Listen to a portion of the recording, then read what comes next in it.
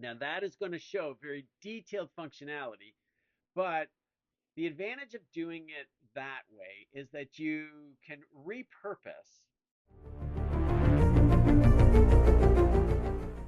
your delivery presentation skills. Now, on the other side of the equation, you may be talking too much and you give the customer every piece of information that they need, and so it may delay the purchase decision.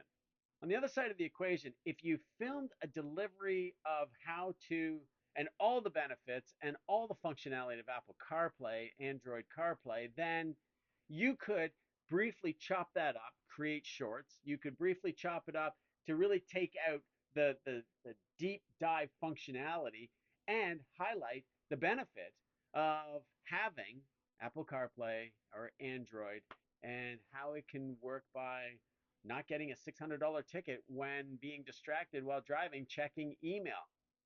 Did you hear the difference in the benefit? Here we have Apple CarPlay, which can read text and email and give you route guidance, navigation, as well as stream music and listen to podcasts.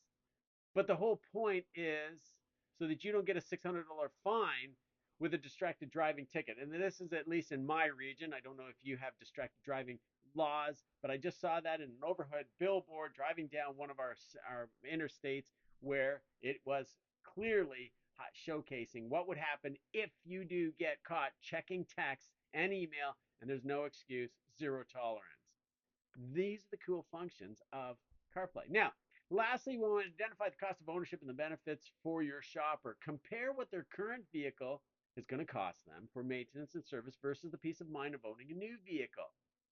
This circle is small because the content is light and may not be really highly desirable, but it does address the fear and the pain of motivation, keeping their old vehicle, which is going to cost them money, versus upgrading.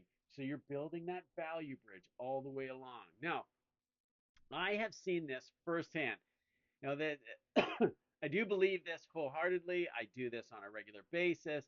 It is what I believe positioned me so well as a salesperson, but also helped me with my presentation skills for Mercedes Benz, standing in front of hundreds to present their product.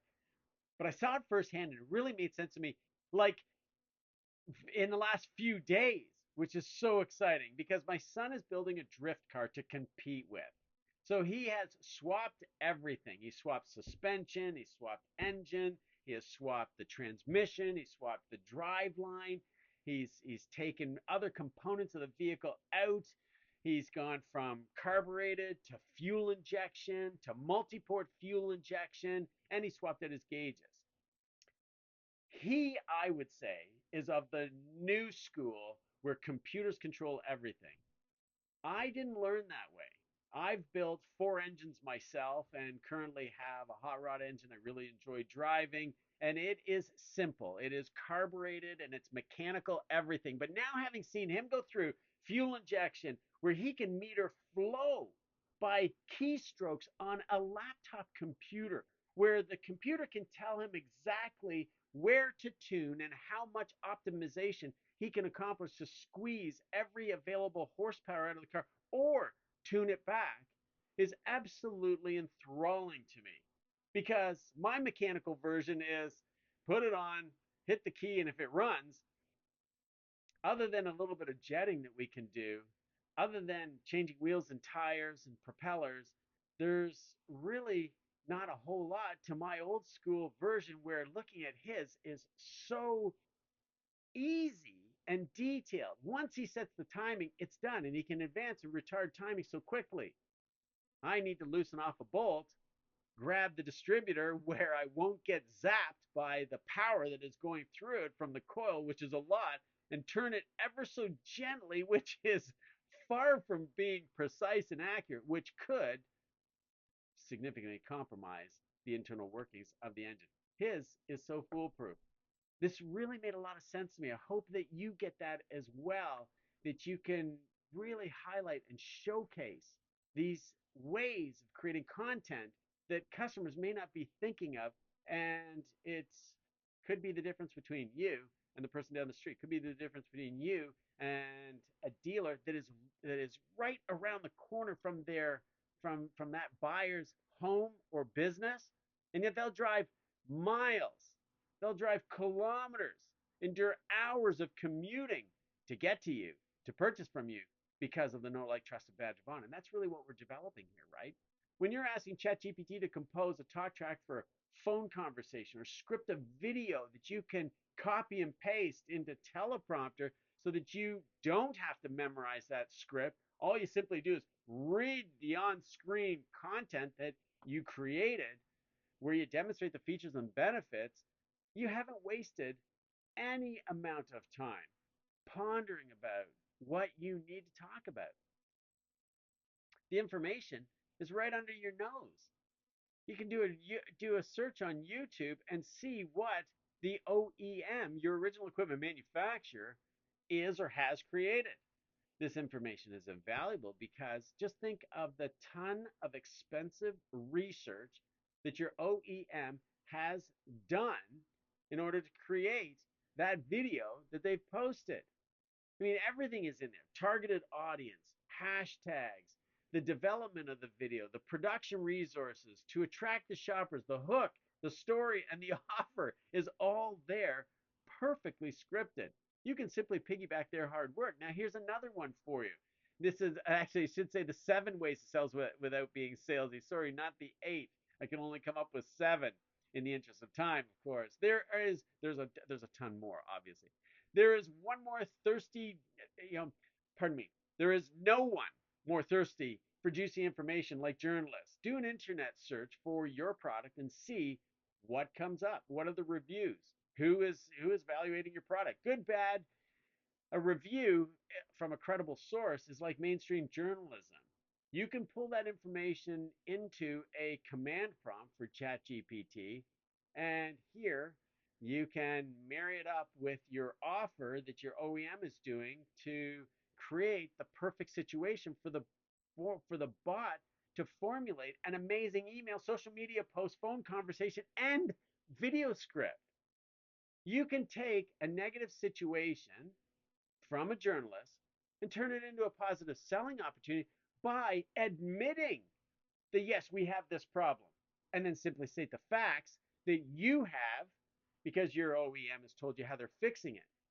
Journalists don't offer the solution because bad news sells. They can create great hooks about how terrible the product is or how dangerous it could be, because that unfortunately is what sells advertising to the platform that they work for. There are 3 kinds of buyers: matchers, mismatchers, and matchers with differentiation. The last one, mismatchers with differentiation, is the most critical but the easiest one to sell because they want and need to know the facts. That's how you create your attractive character with each one of those. And this is how everybody falls in love with you. And this is where we unlock the financial benefits of doing follow up. If you don't do this, the customer will never know. Now, if you do an internet search for statistics and data, hey, look, we all love data. The numbers don't lie, as they say, provided we know how to count. Your sales volume numbers, customer satisfaction scores, insurance rates, cost of ownership, interest rates, discounts, vehicle stats are all outstanding ways for you to fill this content circle. You can provide value to your shoppers to be top of mind when they think about buying or they know anyone else that wants to buy because they're in the know. Somebody may be asking them, and because they are perceived to be the automotive expert, they can turn around and say, I got this from you. Or if that individual doesn't believe what they are see, reading, and hearing, they can go looking for your information. Average, ordinary automobile salespeople do not do this. When I say automobile, I'm including power sport. You all know this. Average, ordinary automobile salespeople stand in the showroom waiting for the up bus to stop by, waiting for the email bell to chime, waiting for the phone to ring. You don't need to. You want to sell 8 vehicles by the 15th of the month? Do this stuff by capitalizing on all the leads that you've got over the past month, 2 months, 3 months, 6 months, 12 years. This is how easy it is to sell double digits with predictable consistency by unlocking the financial benefits of a never ending follow up campaign. Because It really boggles my mind to see how few salespeople of any industry don't promote, pardon me, their customer experience and customer satisfaction scores. It boggles my mind to see how many of us survey the client and never promote the score. Look, you can understand one thing for sure. If a client is angry, disappointed, underwhelmed, they will complain and take advantage of feedback opportunities.